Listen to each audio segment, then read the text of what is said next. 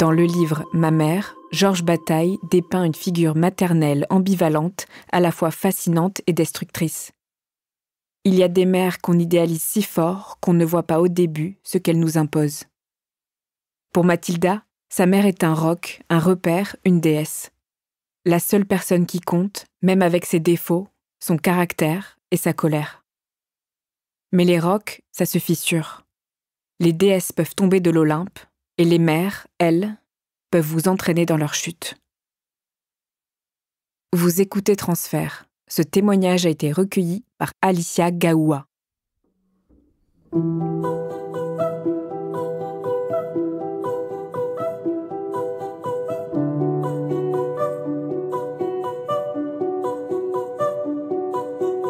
J'ai 6 mois quand mon père meurt. De mes 0 à 8 ans, c'est ma mère qui m'élève. Du coup, je grandis avec ma mère, toute seule, dans le sud de la France. J'ai une relation très fusionnelle avec ma mère. Ma mère, c'est tout pour moi, c'est mon monde, c'est ma vie, c'est mon Dieu, c'est mon journal intime, c'est ma star, c'est tout, quoi. C'est ma meilleure amie. Je raconte tout, on est très proches, on est très câlins, très je t'aime. C'est mon monde tout entier. Ma mère, c'est une petite boule d'énergie quand on la rencontre. On peut être un peu impressionné. Ma mère, elle est très appréciée, très entourée. Elle connaît tout le monde dans le village. C'est un petit village, donc tout le monde se connaît. Elle s'entend avec tout le monde. Dans la rue, tout le monde l'arrête pour lui dire bonjour, etc. Donc ma mère, c'est quelqu'un de très généreux, surtout pour les gens qui ne sont pas forcément de sa famille. Elle a ce truc où elle a besoin de venir en aide aux gens dont elle n'est pas certaine de l'amour. Elle vient en aide aux gens qui n'ont pas d'argent, aux gens qui n'ont pas de maison. Elle est très présente pour les autres. Un soir, ma mère est au supermarché, elle fait ses courses et en sortant du supermarché, elle voit un monsieur avec une pancarte Je cherche du travail » et elle se dit je vais aller le voir. Est-ce que j'ai besoin de quelqu'un pour m'aider à faire les travaux dans son immeuble ? Elle va le voir et il lui dit qu'il n'est pas seul, qu'il a une famille. Il l'emmène dans sa voiture où il y a toute sa famille qui vit là et elle décide de le prendre un peu sous son aile et elle lui offre un appartement, elle lui offre du travail, à sa famille aussi, elle lui fait ses papiers pour qu'il soit français. Donc voilà, c'est ce genre de choses qu'elle peut faire, quoi. Ma mère met un point d'honneur sur le fait de ne pas me laisser dormir chez mes copines quand je suis petite. Parce qu'elle arrête pas de me dire on sait jamais ce que les pères peuvent faire. C'est pareil avec mon grand-père, des gens proches de ma famille. J'ai pas du tout le droit de dormir avec eux. Mais par contre, mes copines ont tout le temps le droit de venir à la maison sans problème. Ouais. Et du coup, forcément, moi, mon prisme parental qui est le mien, à mes yeux, c'est le même chez tout le monde. Parce que j'ai pas l'occasion justement d'aller voir comment ça se passe chez les autres, du moins très peu. Pour moi, ce que je vis, la relation que j'ai avec ma mère est tout à fait normale et tout le monde vit la même chose. Ma mère grandit dans un environnement assez violent, avec un père alcoolique qui s'en prend à ses 2 filles, surtout à elle. Du coup, de fait, ma mère est aussi violente avec moi. Je te prends les cheveux, je te traîne dans l'appartement. Pour une petite fille, c'est assez violent, ouais, de se prendre une grosse claque dans la gueule et d'avoir la trace de la main sur la joue. Pour moi, c'est encore une fois tout à fait normal de vivre ça. À mes 6 ans, un ami vient pour dîner à la maison. Ma mère fait des crêpes, mais il y a une petite dispute entre lui et moi. Pour me calmer, ma mère décide de me prendre et de me mettre dans la salle de bain tout habillée et de me faire prendre une douche froide et de me coucher comme ça. Évidemment, je suis terrorisée, je suis triste. Quand j'ai 8 ans, ma mère rencontre mon beau-père pendant qu'elle est au travail. Ils tombent amoureux et il se trouve que lui, il vit à Paris. Donc, ils attendent que mon année scolaire se termine pour ensuite tout déménager à Paris et commencer une nouvelle vie là-bas. Donc, on monte vivre à Paris et à ce moment-là, elle a 30 ans. Elle se dispute avec sa mère, sa sœur et du coup, elle décide de complètement couper les ponts. Et dans le même temps, elle coupe aussi les ponts avec ma famille paternelle. Donc à mes 11 ans, j'arrive au collège et la seule personne que je connais dans ma classe, c'est Alice.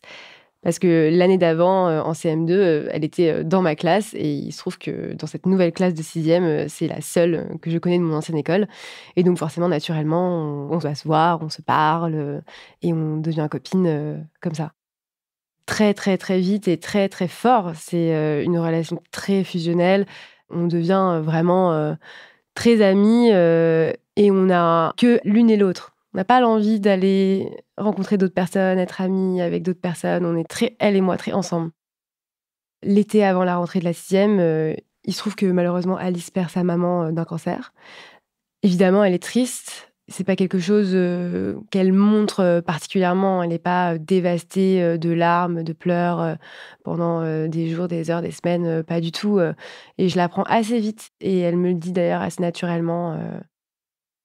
J'invite Alice à la maison pour la première fois un soir et ma mère commande des sushis et il se trouve que Alice ne mange rien de ce qui vient de la mer donc elle se retrouve un peu bête et donc c'est une soirée qui se passe très bien. Alice est un peu timide évidemment, c'est la première fois qu'elle rencontre ma mère, voilà, mais elles s'entendent tout de suite très bien, ouais. Le courant passe. Alice et moi, on est de plus en plus proches. On a une relation très, très fusionnelle, très forte. On passe énormément de temps ensemble. On fait tout ensemble. Elle vient tout le temps à la maison. On fait les devoirs, on fait le goûter, on fait les dîners. Elle dort à la maison. Elle rencontre toute ma famille, moi aussi. Très vite, ma mère se lie d'amour pour Alice. Ouais, je sens que une relation particulière naît entre elles deux. Je le vis un peu bizarrement. Au début, je comprends pas trop. Et puis, avec le temps, ça devient de plus en plus compliqué, de voir cette relation évoluer. Ma mère fait beaucoup de différences entre elle et moi. Alice, c'est vraiment, la fille, qu'elle n'a jamais eue. Elle est plus intelligente, elle a de meilleures notes à l'école, elle est plus à l'écoute, on peut parler avec elle. Avec moi, c'est pas possible, on peut pas parler, c'est voilà. Ma mère fait de vraies différences entre Alice et moi, quoi. Du coup, j'essaie d'en parler à ma mère, de lui faire comprendre que voilà, ça me fait de la peine, toutes ces différences qu'elle crée, que j'ai l'impression qu'elle l'aime plus que moi, qu'elle est mieux que moi. Mais à chaque fois que j'essaie d'aborder ce sujet-là, de toute façon, je passe pour la jalouse qui ne veut pas qu'Alice ait de mère. C'est très compliqué d'aborder ce sujet-là. Quand on se dispute, c'est toujours Alice qui a raison. Jusque-là, ma mère est très affectueuse. Beaucoup de câlins, beaucoup de bisous, beaucoup de démonstrations de je t'aime. Et au moment de mon entrée en 6e, petit à petit, les choses, cette affection-là, ce rapport-là s'étiole un peu. J'ai moins de mots d'amour, j'ai moins de tendresse, j'ai moins même de câlins. Ça se fane et ça me fait de la peine. Je me sens un peu mise de côté, un peu délaissée, un peu remplacée. Quand ma mère apprend que la maman d'Alice est décédée, j'ai la sensation que elle a le désir profond de vouloir remplacer sa maman, de prendre ce rôle-là. Mais comme elle l'a toujours fait, en fait, elle veut sauver les gens qui ne font pas partie de sa famille, les gens dont elle n'est pas certaine de l'amour, de l'affection. Elle est présente et elle veut les sauver. À ce moment-là, ma mère rencontre forcément le père d'Alice. Ils s'entendent très bien et elle vient un peu l'aider aussi dans sa souffrance. Il vient de perdre sa femme. Pour lui, ça le rassure de savoir que Alice rencontre ma mère, que ma mère fait partie de sa vie, qu'elle peut un peu la prendre en main. Un jour, on s'est disputés et ma mère avait un peu vaguement compris le sujet de la dispute. Après cette dispute, ma mère me dit que c'est moi qui ai déclenché la dispute, que je suis entièrement fautive et elle me dit même que je suis un monstre.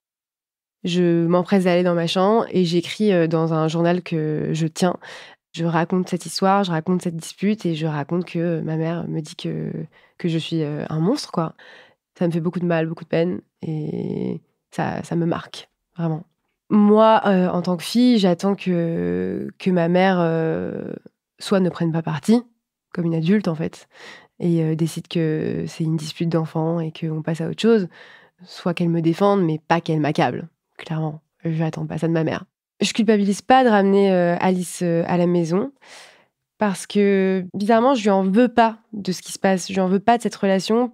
J'ai un profond sentiment d'injustice, de rejet, d'abandon, mais je lui en veux pas parce que je l'aime plus que tout. C'est ma meilleure amie, c'est comme ma sœur. Sans elle, je n'existe pas non plus, vraiment. C'est un socle dans ma vie hyper important, Alice, bien sûr. Ma mère, évidemment, que je lui en veux. Même si je suis jeune, je ressens quand même que c'est elle l'adulte et que tout ça découle d'elle et pas d'Alice qui vient simplement chercher du réconfort et de l'amour chez qui elle peut. En même temps, c'est ma mère, je l'aime, ça reste tout pour moi, donc je lui en veux avec parcimonie.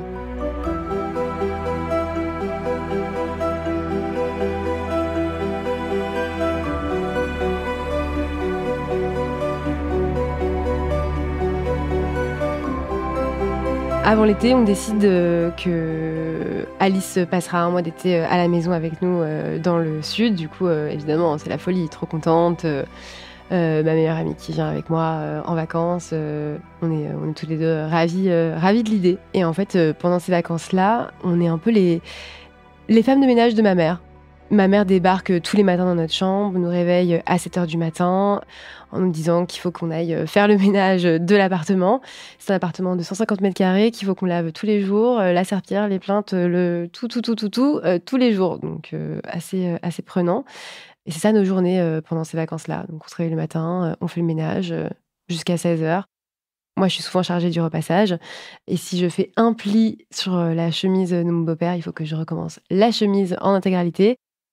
Alice et moi, on est assez saoulés, assez énervés du retournement de situation, du changement de couleur de nos vacances qu'on s'était imaginé pendant des mois. On est saoulés, mais qu'est-ce qu'on va dire? Rien. En plus de ça, j'ai peur de ma mère, évidemment. Elle est violente. Elle n'est jamais violente envers Alice, évidemment, mais envers moi, sans problème. Donc, bien sûr que non, je lui en parle pas. Bien sûr que non, je dis rien. Cet été, mon beau-père fait quelques passages dans le sud pour les vacances. Il n'est pas tout le temps là, mais il voit bien quand il est là qu'il y a un souci. Il voit bien qu'on fait le ménage de fond en comble tous les jours, de 7h à 16h, sans exception. Et il décide de réagir et il dit à ma mère, mais c'est pas à des enfants de 10 ans de faire ça, c'est pas leur rôle.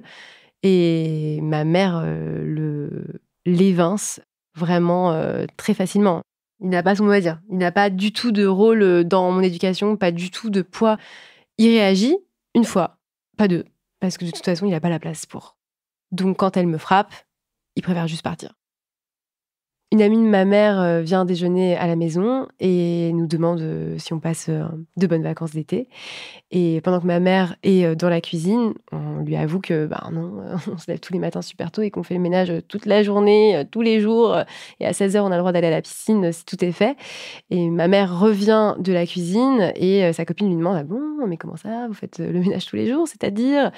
Et ma mère s'énerve, pète un câble, nous dit qu'on est des menteuses et change de sujet. Mais pour le coup, Alice et moi, on est vraiment rangés à la même enseigne. Voilà, on fait autant le ménage l'une que l'autre. Là-dessus, il y a pas de différence. Pendant les 2 années qui suivent, rien ne change trop. Les choses restent telles qu'elles sont. Alice passe beaucoup de temps à la maison, est très proche de ma mère. Notre relation ne change pas. On reste aussi toutes les deux très, très proches. Vendredi soir, c'est Shabbat, on va dîner dans la famille de mon beau-père et ma mère annonce ce soir-là qu'elle décide d'adopter Alice. Forcément, dans notre famille qui est juive, le sang, la famille de sang, c'est très important. Mon beau-père réagit face à ça et lui dit: «Mais pas du tout, il en est hors de question, c'est pas ta fille, c'est pas ma fille, j'en veux pas, enfin, non, quoi». Ma grand-mère est choquée, mes cousins aussi, enfin, tout le monde est choqué et ma mère n'en démord pas, quoi. C'est: «Ah si, je vais l'adopter, la décision est prise, et c'est ma fille». Forcément, ça part en esclandre, le repas, c'est des disputes toute la soirée. On finit par partir. De toute façon, ils ne se mettent pas d'accord et ils veulent pas du tout les mêmes choses et elle a une idée en tête, elle veut adopter Alice, elle le fera, qu'il le veuille ou non. J'observe, je réagis pas, je suis un peu choquée, à la fois, je suis quelque part, un peu contente que mon beau-père, dise non, parce que moi, je peux rien dire. Il vaut mieux pas que je rajoute mon petit grain de sel parce que j'ai pas du tout envie de m'en prendre une.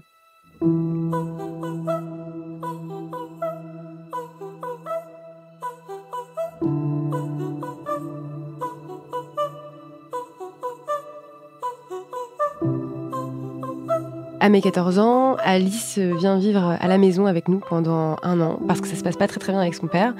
On passe 1 an à vivre tous les 4 avec Alice, mon beau-père et ma mère et moi. Alice a une sœur et un père avec qui à la base elle vit. Le père d'Alice est évidemment très heureux de la relation que Alice entretient avec ma mère, parce que ça le rassure, parce qu'il voit que sa fille est prise en main, etc. La sœur d'Alice, elle est un peu éloignée de ça. On la voit évidemment, hein, mais elle n'a pas du tout le même rapport avec ma mère et voit la relation entre ma mère et Alice d'un bon œil.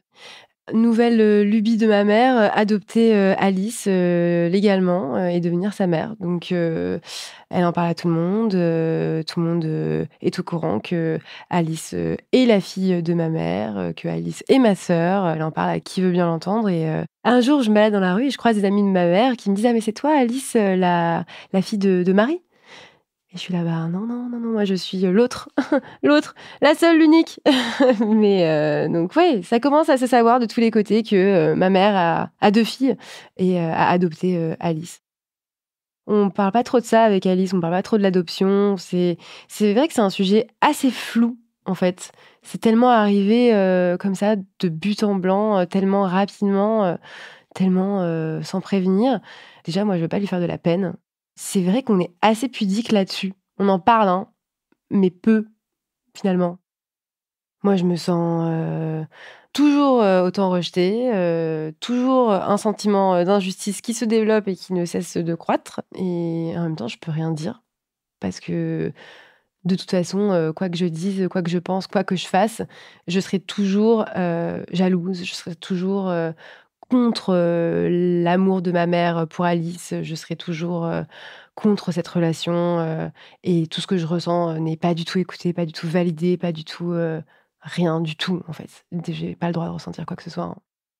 Mon beau-père accepte pas du tout, cette histoire d'adoption, pas du tout cette histoire de nouvelle fille dans la famille. Il développe même une sorte de vraiment désamour, pour Alice, hein. Il l'apprécie pas du tout.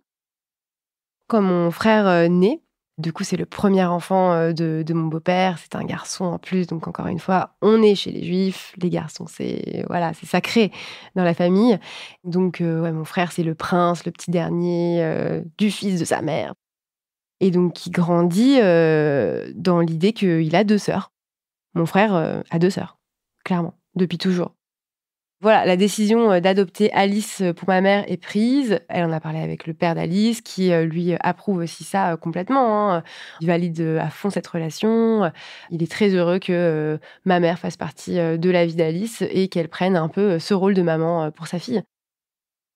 Donc je termine, le collège, je suis en vacances, pour l'été, dans le sud avec ma mère et elle m'annonce qu'elle a adopté, légalement, Alice, mais elle me l'annonce comme elle m'annonce, qu'elle va, aller acheter du pain, quoi. C'est vraiment pas, une grande annonce, hein. C'est: «Ah bah, c'est fait, voilà, Alice, est ma fille, légalement», Moi, à ce moment-là, je suis un peu étonnée, un peu, voilà, toujours autant abasourdie et en même temps plus tant, enfin, c'est juste la suite logique des choses et de toute façon, elle le voulait et c'est quelque chose qu'elle voulait et qu'elle a fait.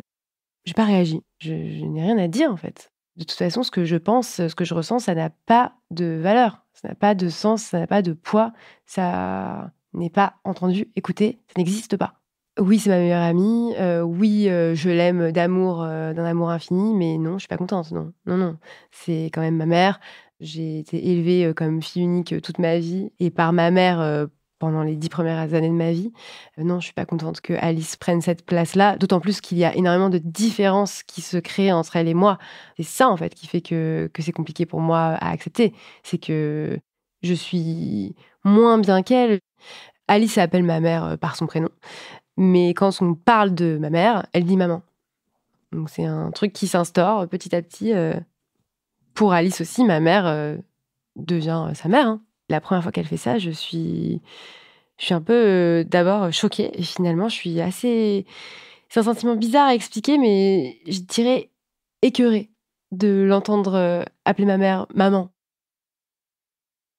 L'année qui suit, on est adolescente et Alice fait une grosse crise d'adolescence. Elle est en opposition totale avec son père, et elle se pose aussi des questions sur sa sexualité, à savoir est-ce qu'elle aime les femmes, est-ce qu'elle aime les hommes? Nos parents paniquent un peu de savoir qu'Alice se pose des questions sur sa sexualité et de voir notre relation qui est toujours aussi fusionnelle, toujours aussi proche et décident de nous éloigner et pour ça, ils décident de mettre Alice, en pension pendant 1 an. Je suis hyper triste, d'imaginer, passer une année sans elle, c'est impossible, quoi. Alice, c'est, ma seule amie, mais pas parce que je suis pas sociable, mais parce que j'avais pas envie de quelqu'un d'autre dans ma vie. À l'arrivée du lycée, du coup, Alice est en pension et ça m'oblige à me faire de nouveaux amis, forcément. Au début, un peu bizarre, la rencontre de nouvelles personnes, parler à de nouveaux gens, bizarre. Mais finalement pas mal. Du coup, l'année du lycée, se passe, plutôt bien et je me fais, plein d'amis, de ma classe, des classes d'au-dessus, des classes en dessous. Évidemment, Alice me manque et évidemment, j'aimerais qu'elle soit avec moi, mais j'apprécie aussi, ces nouveaux horizons, j'apprécie aussi cette nouvelle vie.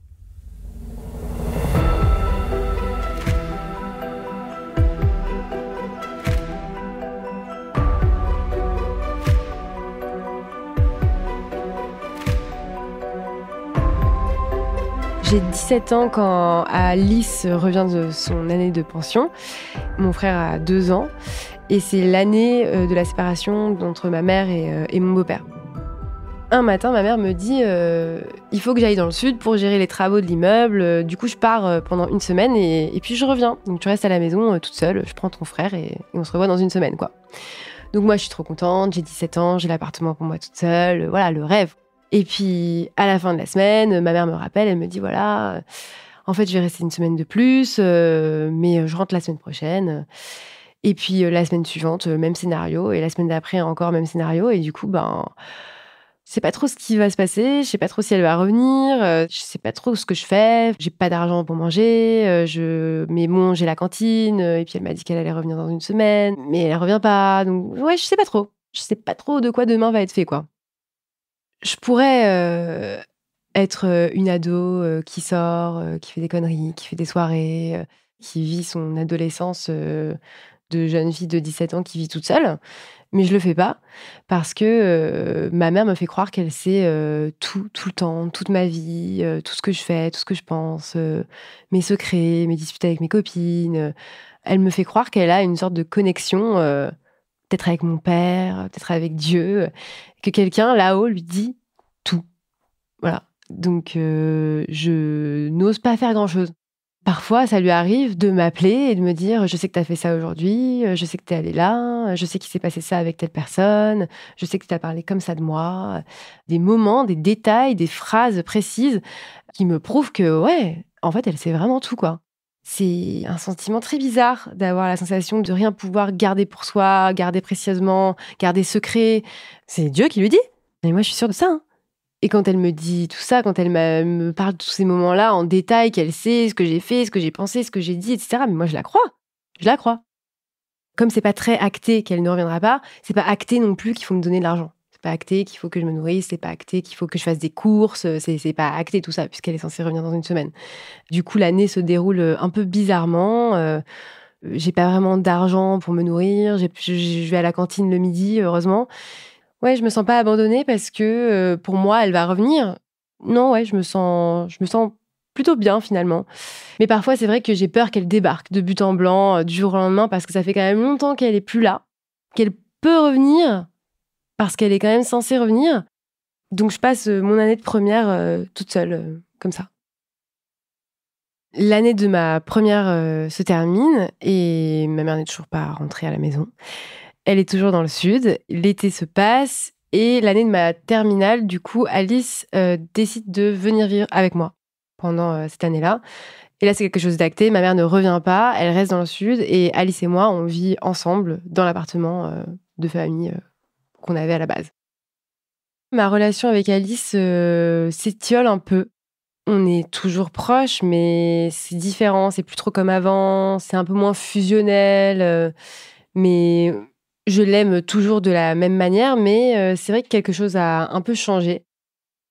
Un jour, elle se réveille un matin à la maison, elle allume une clope, elle se met sur le canapé et elle me dit, «Écoute, je crois qu'on a pris des chemins différents, toi et moi, on évolue, pas dans le même sens, et je suis pas sûre qu'on soit toujours vraiment amis».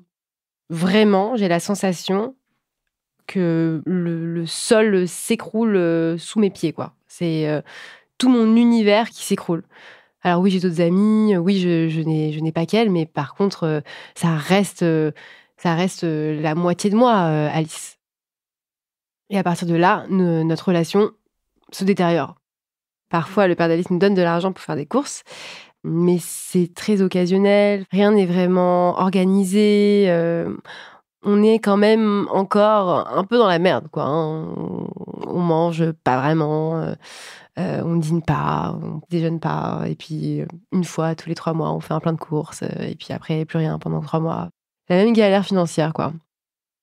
Le lycée se termine, j'ai mon bac, je sais pas trop ce que j'ai envie de faire. J'ai envie de faire du cinéma, j'ai envie de faire du théâtre, mais je sais pas trop. Du coup, je passe, 2 mois, à faire un stage dans une boîte de production, à Paris et j'adore, je me dis que voilà, c'est un monde, qui me parle, le cinéma, l'image. J'ai envie de passer les concours, d'une école, l'école de la Cité, à Saint-Denis, l'école de Luc Besson. Et je rencontre, un peu un des bras droits, de Luc Besson dans l'école qui m'explique que pour passer les concours, c'est toujours mieux de parler très bien anglais. Et donc, je décide de partir, pendant, 6 mois, à New York pour, perfectionner, mon anglais. Donc, j'en parle avec ma mère et elle se souvient, qu'elle a rencontré, une dame, quelques années, auparavant qui, elle, vit à New York et elle me dit, «Ben, on va lui écrire, voir si elle peut peut-être t'accueillir, et ça serait pas mal si tu pouvais passer, 6 mois là-bas, perfectionner ton anglais, et puis revenir ensuite, et passer tes concours». Du coup, cool, bonne idée. On écrit, à cette personne qui accepte de m'héberger pendant 6 mois, chez elle et c'est comme ça que je pars à New York. Arrivée là-bas, ma mère, vient avec moi pour m'installer la première semaine. Donc trop sympa, on passe une super semaine, et à la fin de la semaine, elle me dit: «Bon, ben, tous les mois, je te donnerai 400 € pour que tu puisses, subvenir à tes besoins, pour que tu puisses, manger et cetera». Sachant que du coup, j'ai pas de loyer à payer parce que je suis logée gratuitement et donc on convient de ça. Tous les mois 400 € pour, vivre.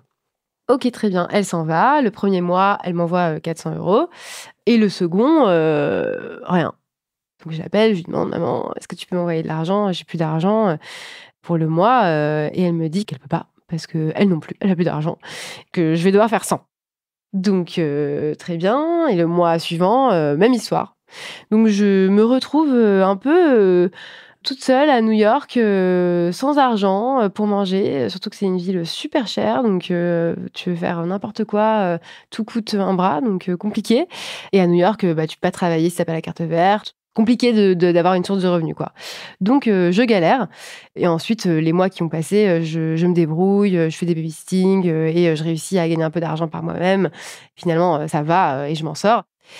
New York se termine, je rentre à Paris et entre-temps, mon beau-père a repris l'appartement dans lequel on vivait avec, Alice, et ma mère est toujours dans le sud de la France. Du coup, je me retrouve à, vivre, avec lui. Sachant que la séparation est très compliquée à vivre pour lui, que lui, la seule chose qu'il veut, c'est se remettre avec ma mère. Il vit très mal, cette rupture et du coup, notre entente, est compliquée aussi parce que je lui rappelle ma mère, mais obligée de vivre avec lui. Je passe les concours de l'école, je rate et du coup, je décide de rentrer, à la fac, en bi-licence, anglais histoire de l'art. C'est pas du tout un truc que je veux faire. Moi, j'ai envie de faire du cinéma, de faire du théâtre, mais mon beau-père, c'est quelqu'un qui est très études, très carriériste. C'est voilà, le seul, qui a fait des études dans sa famille, donc pour lui, c'est le passage obligé. Je dois faire des études, je dois aller à la fac et si je veux faire du théâtre ou du cinéma, oui, mais en plus, à côté. Donc je fais une première année que je rate. Du coup, je redouble ma première année et l'année suivante, je dis à mon beau-père que j'ai envie de vraiment faire du théâtre et que j'ai envie de m'inscrire dans une école. Donc je m'inscris, en parallèle de la fac, au cours Simon, en cursus, professionnel et je fais les 2. Donc ça, par contre, ça me plaît, je suis trop contente, c'est ça que je veux faire depuis longtemps. Pendant cette année, de première année, au cours Simon, mon beau-père décide qu'il faut que je parte de l'appartement. Ça fait 1 an qu'on vit ensemble. Il n'en peut plus, je lui rappelle trop ma mère, il faut que je quitte les lieux. J'ai même une date butoir, 1 mois pour trouver un appartement et si je ne le trouve pas au bout de ce mois-ci, mes affaires dehors. Donc je me débrouille pour trouver un appart, et pas me retrouver à la rue et le jour de la date butoir, je prends mes affaires, et je déménage.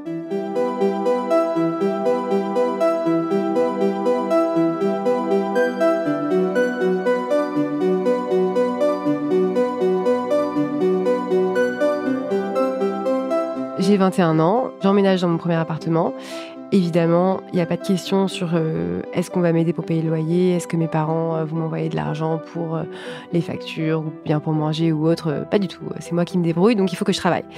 Donc pour payer ce loyer, pour payer toute ma vie, pour payer aussi mon école de théâtre parce que personne ne me la paye, enfin pour tout payer quoi, il faut que je me débrouille parce que ma mère ne me donnera pas un centime, mon beau-père non plus. Alice et moi, on est du coup beaucoup moins proches qu'on l'était avant. On se voit beaucoup, beaucoup moins. On se voit toujours, mais voilà, on n'a plus du tout la même relation, plus du tout la même proximité. Elle fait sa vie, je fais la mienne. Moi, j'ai d'autres amis, d'autres meilleurs amis.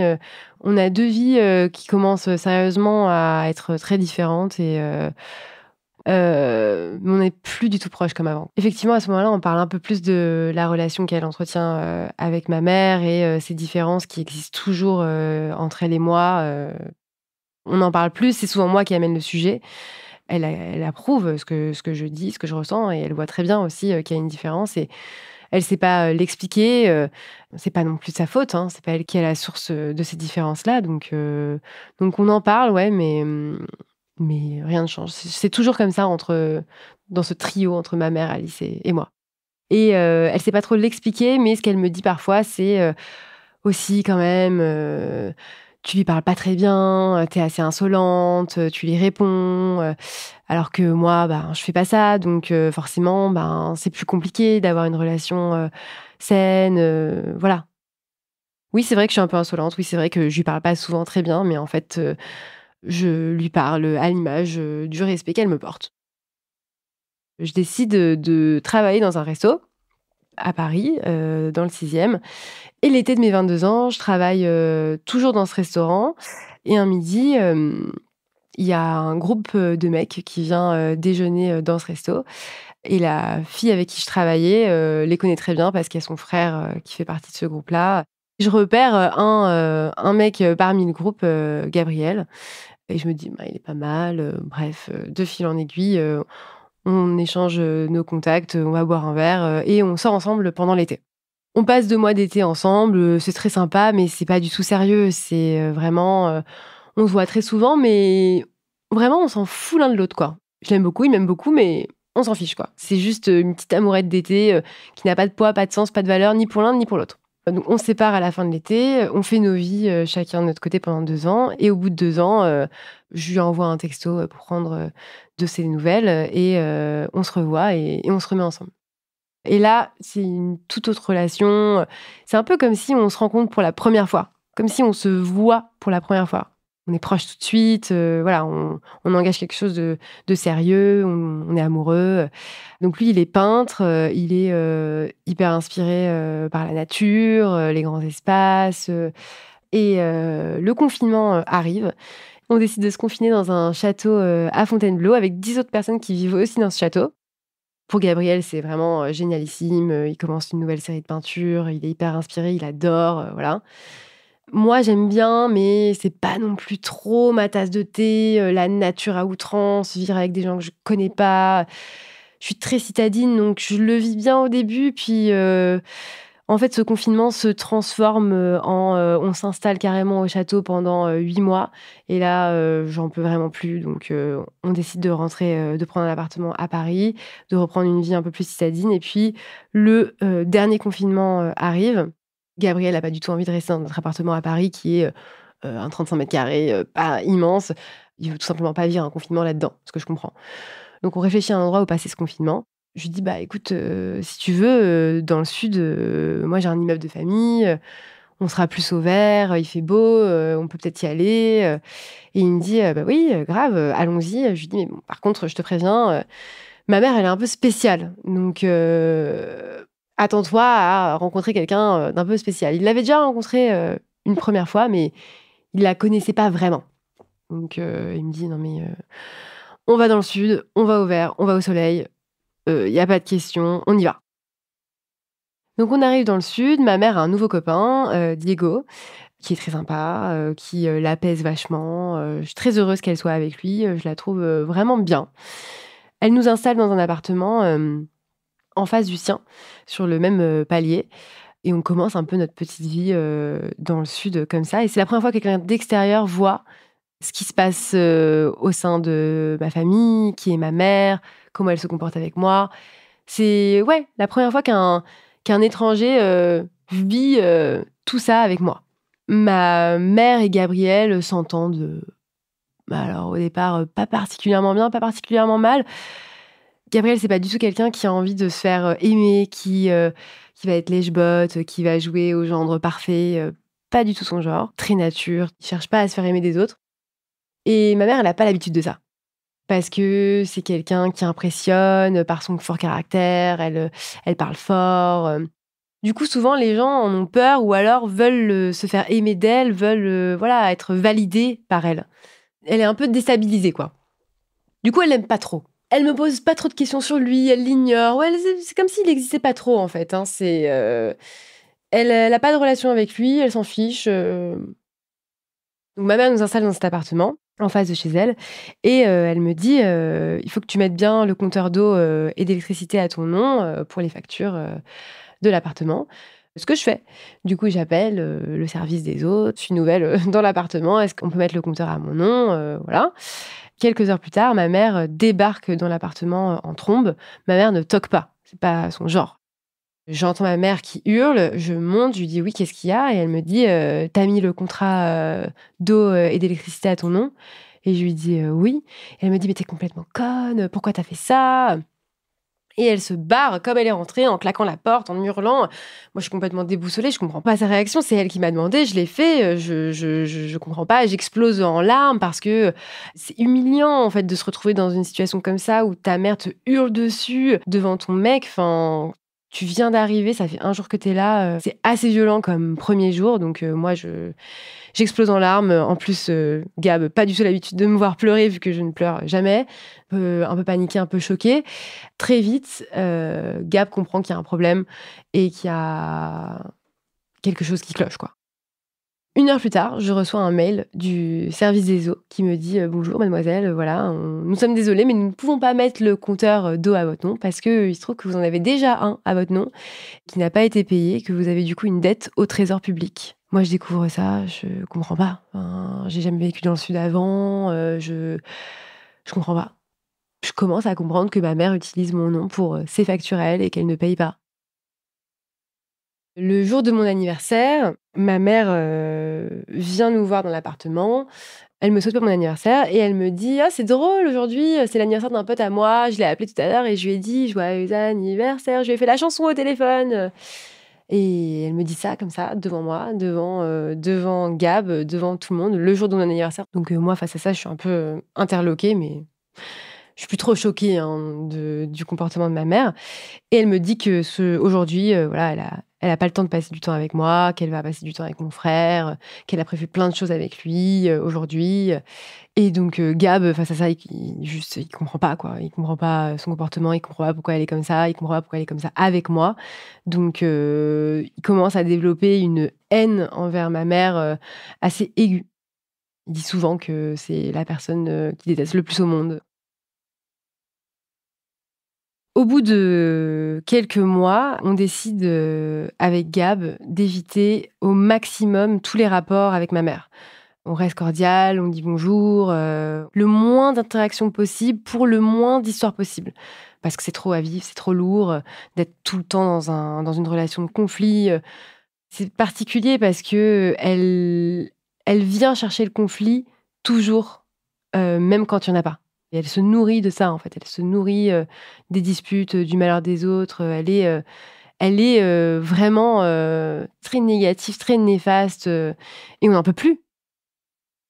Pendant quelques mois, ça marche. Au bout de 3 mois, on se dit tiens, c'est drôle. Ça fait 3 mois qu'il n'y a pas eu d'esclandre, qu'il n'y a pas eu de trucs bizarres, qu'il n'y a pas eu d'histoires folles. Finalement, ça marche plutôt bien cette technique de pas trop avoir de lien et de rapport avec ma mère.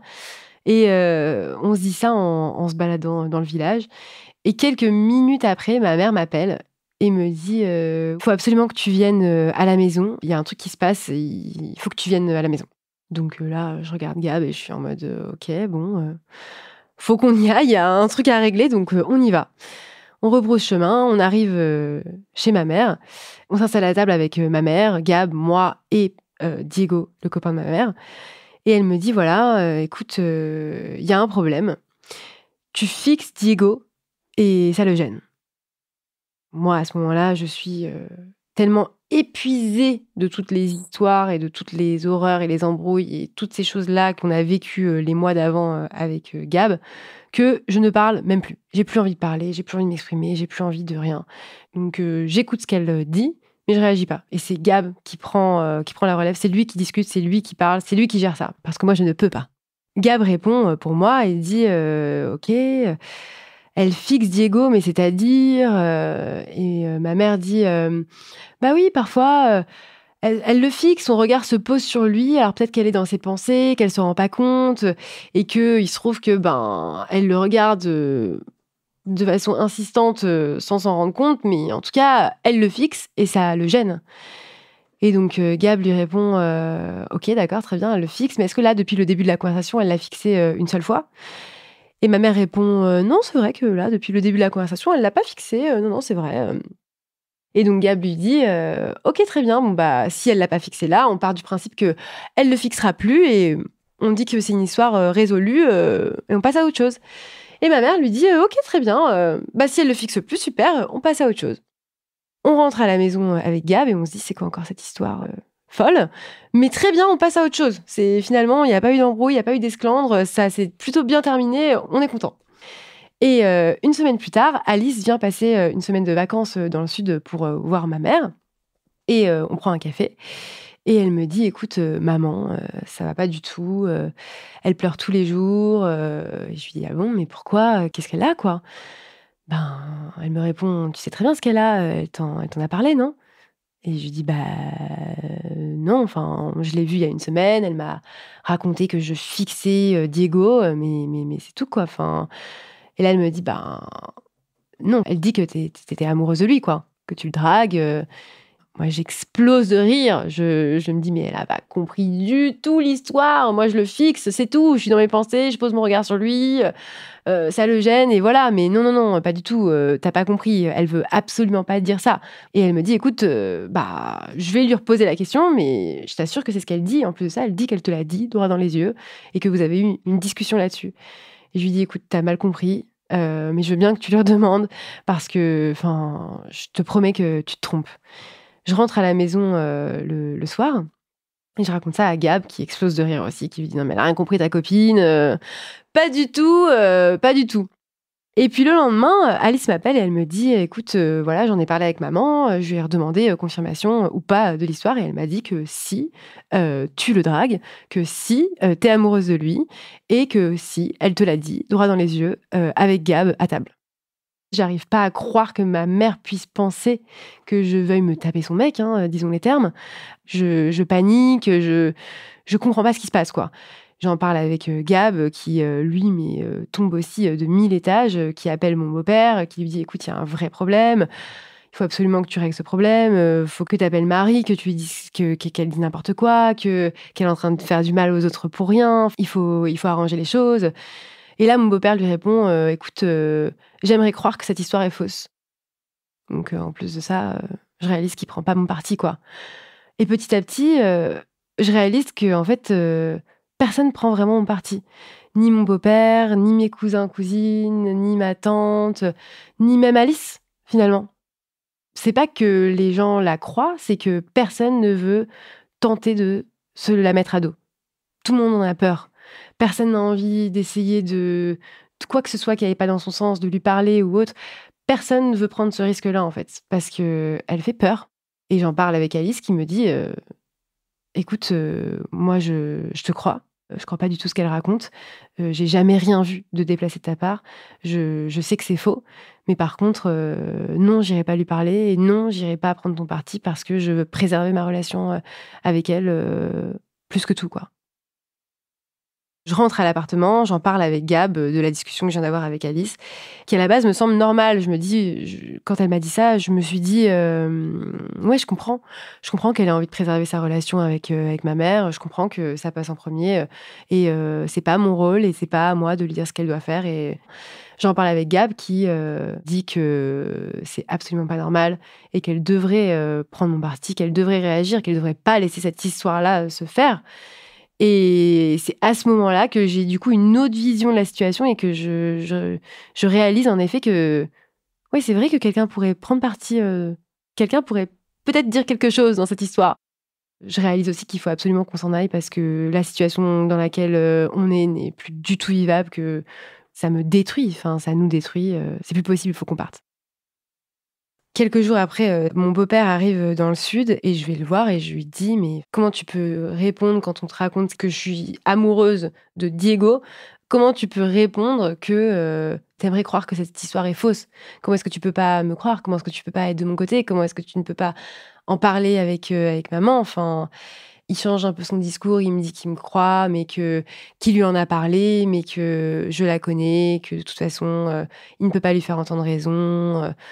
Il lui en parle, mais il fait pas non plus des pieds et des mains pour qu'elle réalise quoi que ce soit et pour qu'elle arrête.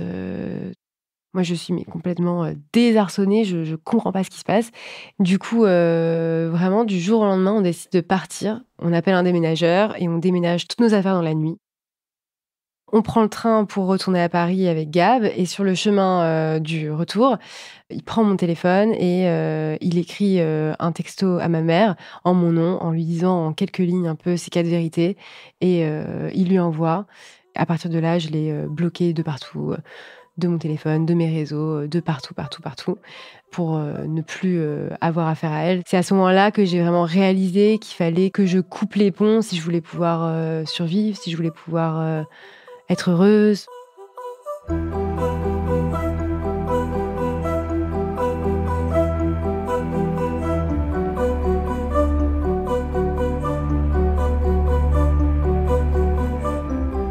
Toute cette période dans le sud, en fait, me fait réaliser qu'il y a un vrai souci. Le fait d'avoir, Gab à mes côtés, je réalise que tout ce que je vis n'est pas normal. Je réalise qu'il y a un vrai problème, qu'on est dans quelque chose de complètement toxique. Je réalise que à ce moment-là, que pendant ces 8 mois passés dans le sud, qu'il y a un problème parce que Gab était là, que ça me détruit et qu'il faut que j'y mette un terme, tout simplement. Je coupe les ponts avec absolument tout le monde parce que, j'estime que personne n'a pris mon parti, que je décide du coup de les mettre tous dans le même panier pour avancer, en fait. Je décide aussi de couper les ponts avec Alice, forcément. 1 an et demi passe et Alice m'envoie un message et me propose de me voir, de prendre un café. Je réponds pas. Elle m'en renvoie un, puis un autre, elle essaie de m'appeler. Je réponds toujours pas, parce que moi je suis ferme, dans mon idée. Je ne veux reparler à plus personne de cette famille, plus personne de ce monde, de cet entourage, de tout ce que j'ai pu vivre. Enfin, c'est un traumatisme trop grand. Je ne veux plus jamais avoir affaire à qui que ce soit, plus jamais. Donc je lui réponds pas, jusqu'au jour où elle m'envoie un énième message en s'excusant. En me disant: «Écoute, voilà, je suis désolée, j'aurais dû être, là pour toi, j'aurais dû dire quelque chose, j'aurais dû dire que je croyais pas à cette histoire, j'aurais dû faire quelque chose et je l'ai pas fait et je suis vraiment désolée». Et c'est la première qui s'est excusée, de ça. Je recevais des messages de mes cousins, mes cousines, mes tantes, mais personne ne s'est jamais excusé. Je me dis à ce moment-là: «Bon, ça vaut peut-être le coup de la voir, ça vaut peut-être le coup de lui accorder, un café», puisqu'elle réalise finalement.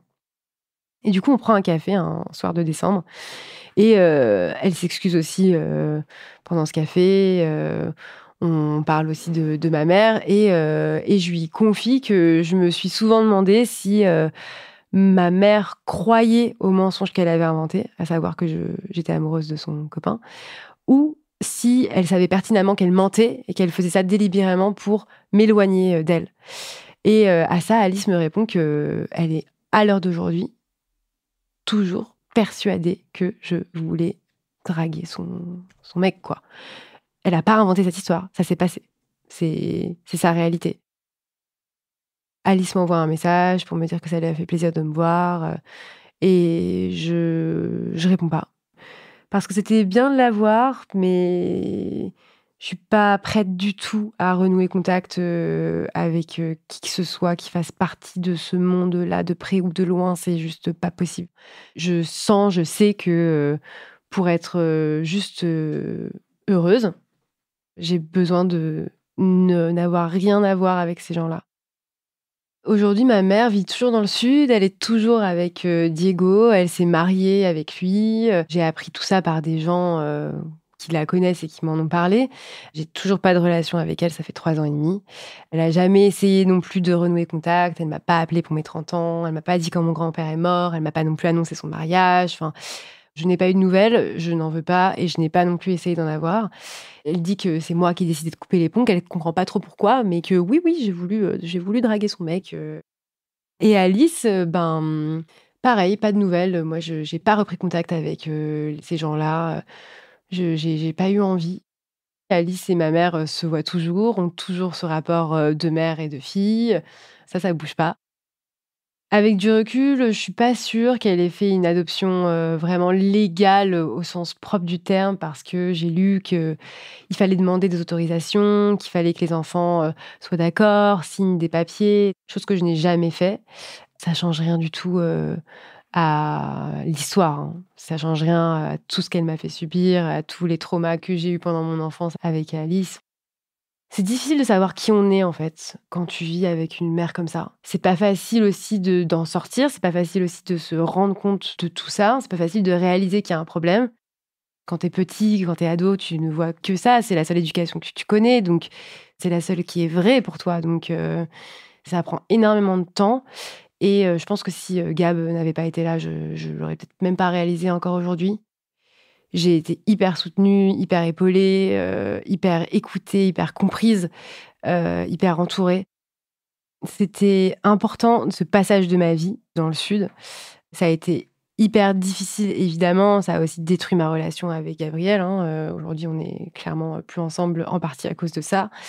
Mais c'était, je pense, un passage obligé pour pouvoir, avancer et évoluer, dans une vie, saine. Évidemment, aujourd'hui, je suis pas tout à fait, guérie de cette histoire. Je pense que c'est quelque chose qui prend beaucoup de temps. Enfin, quand tu vis une relation, hyper, hyper toxique au sein de ta famille, extrêmement proche, c'est difficile, de s'en détacher totalement, puis ensuite de se reconstruire. Voilà, c'est un chemin qui est long, mais qui est, je pense, nécessaire.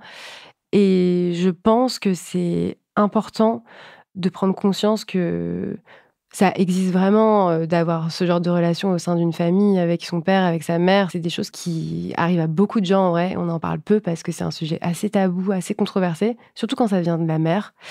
Et je pense que quand on s'en rend compte, si on a, la chance de s'en rendre compte pas trop tard, si on se sent capable de soit, de plus du tout être touché par, les comportements toxiques, de son parent, c'est génial. Mais si on s'en sent pas capable, il faut, je pense, pas hésiter à s'éloigner. Vraiment. C'est assez, direct et tranché comme décision, mais en tout cas, en ce qui me concerne, c'était la seule, qui s'imposait à moi, quoi.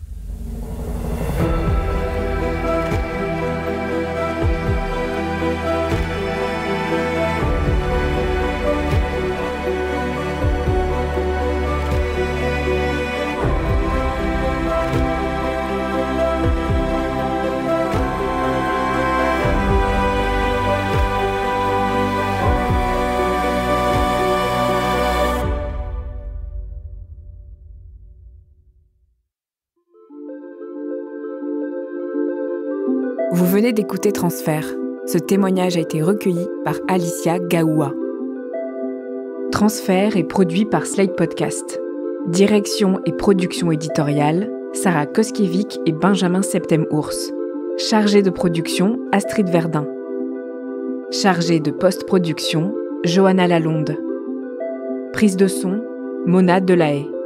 L'introduction est écrite par Sarah Koskiewicz et Benjamin Septem-Ours. Elle est lue par Aurélie Rodriguez. Retrouvez Transfert tous les jeudis sur slate.fr et sur votre application d'écoute préférée. Découvrez aussi Transfert Club, l'offre premium de Transfert. 3 fois par mois, Transfert donne accès à du contenu exclusif, des histoires inédites et les coulisses de vos épisodes préférés. Pour vous abonner, rendez-vous sur slate.fr/transfertclub.